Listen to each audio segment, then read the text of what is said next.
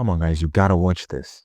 Let's go back to some of the really important miracles, like turning water into wine. Yes.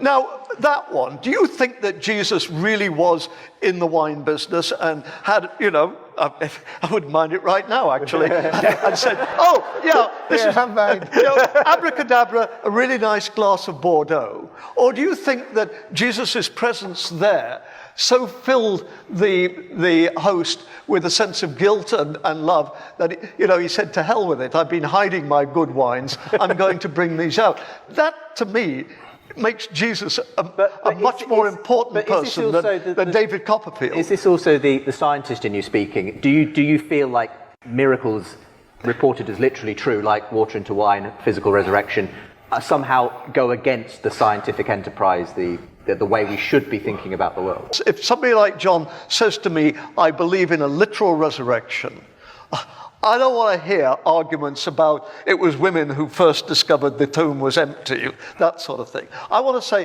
yes, you believe this on faith, and, we differ here, but I understand where you're coming from, but we're not going to argue about that one. We can argue about other things. But well, I think we probably are going to end up arguing about it. John, yes. do you want to respond? Well, I'm amazed at your selectivity as a person that's interested in rationally sorting a thing out.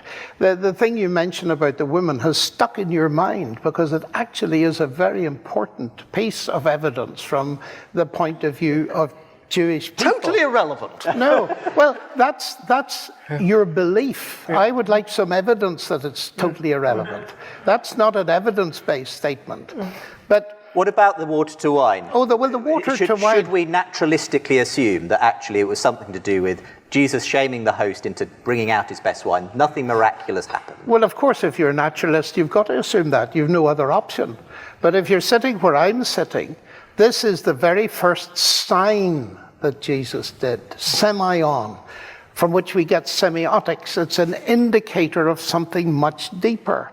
And what is said at the end of it, in John chapter 2, is that this beginning of his signs Jesus did in Cana of Galilee and manifested his glory, and his disciples believed on him.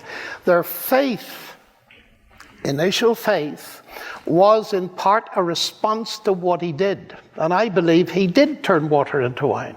I don't believe it broke the laws of nature. This is God feeding a new event in. The laws of nature can't say anything to that. Guys, if you enjoy content like this, like and subscribe.